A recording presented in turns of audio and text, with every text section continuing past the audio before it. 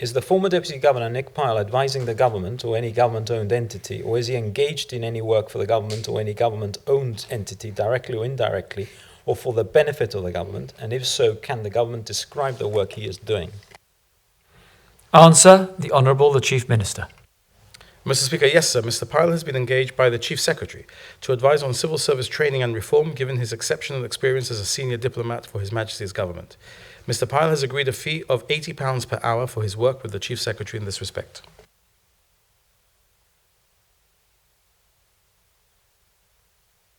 Mr. Speaker, can I ask when the engagement started, and what's the period of the engagement, and what's the cost to date? He can, but I don't have it, Mr. Speaker.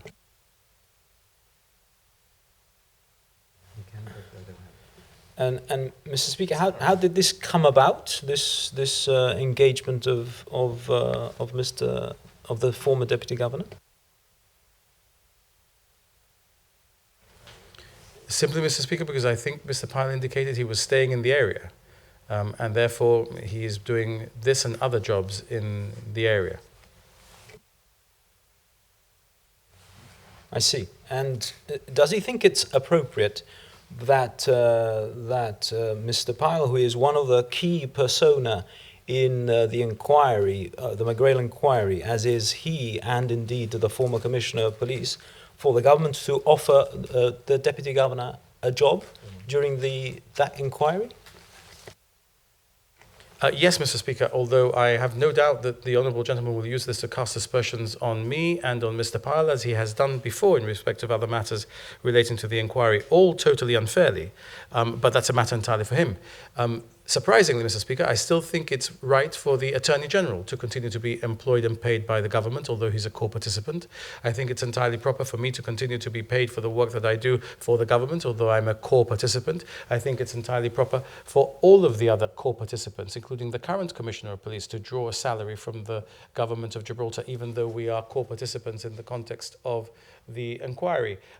The assumption, I assume, Mr. Speaker, behind the question is that somehow a fee would be paid in return for improper behavior in the context of the inquiry, which must be the only way that the Leader of the Opposition is framing his question, which is to impute the integrity of Mr. Pyle, the Chief Secretary, and everybody else in the context of this process.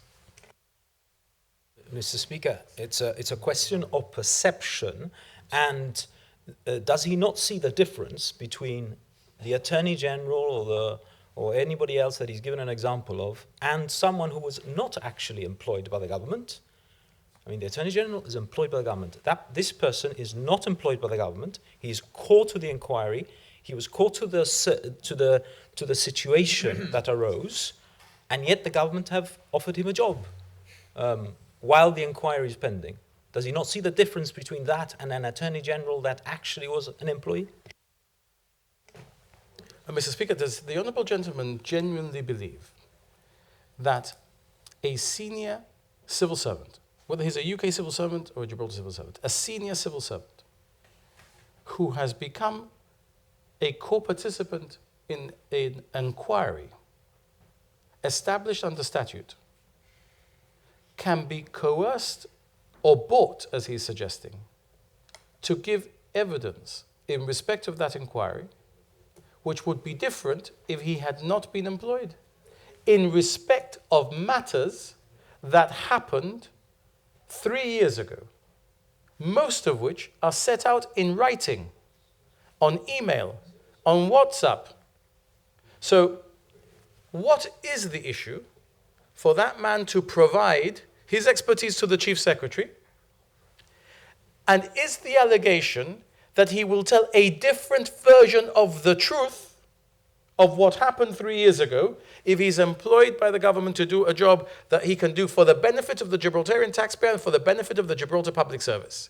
And that if he were not so employed, he would give a different version of the truth? My God, there is a different standard of integrity that the Honourable Gentleman applies to third parties than the one he would be expecting applied to him. Because I do not believe that it is possible to even perceive that one can buy the evidence, the version, or the truth from someone in this situation. But never mind. The leader of the opposition can allege it. Not because it matters, not because there's any grain of truth in it, but just because by planting the seed of doubt, he seeks to grow a plant of alleged disrepute against the government on any issue. Disgraceful, Mr. Speaker. Mr. Speaker, it's not disgraceful. What I'm saying is that it doesn't look good. The perception is there.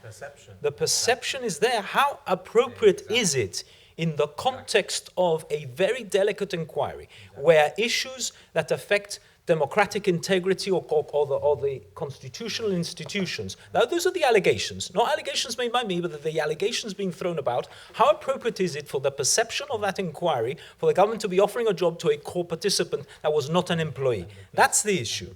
That's the issue. Can he not see that? Mr. Speaker, it is utter nonsense that there is issues of democratic integrity of institutions. That is utter nonsense. There is not one shred of evidence put in the public domain or not put in the public domain that can be used to sustain such a fanciful notion. Look, Mr. Speaker, it is possible for, as Mr. Bosino said before, lay people to say whatever they like. It is possible in the streets to rumormonger with whatever anybody would like to rumormonger. God knows, Mr. Speaker, that in the past weeks I've had to put up with enough rumormongering. But when it comes to the issue of the integrity of the institutions of Gibraltar, we are playing with our democracy, where when there is no such scintilla of evidence, we permit stories to rise that might suggest that our democracy is at risk because somebody took early retirement. Early retirement? Mr. Speaker, I said that we would hold an inquiry into this because it was called for by the person who is the subject of the inquiry. And I said, we will ensure that the inquiry is able to get to the truth, the whole truth, and nothing but the truth. The truth, the whole truth, and nothing but the truth. When the truth is out, Mr. Speaker, people will see that those who have talked about the democratic integrity of the institutions of Gibraltar being at risk are no more than jokers, who deserve no credibility whatsoever, who have failed Gibraltar by raising spectres that will be seen to have been no more than utter ghosts. And the people of Gibraltar will then judge, Mr. Speaker. Because already, I hope that, let's just say, as they say nebulously when they want to cast aspersions without having evidence, perceptions may already be changing. Perceptions may already be changing.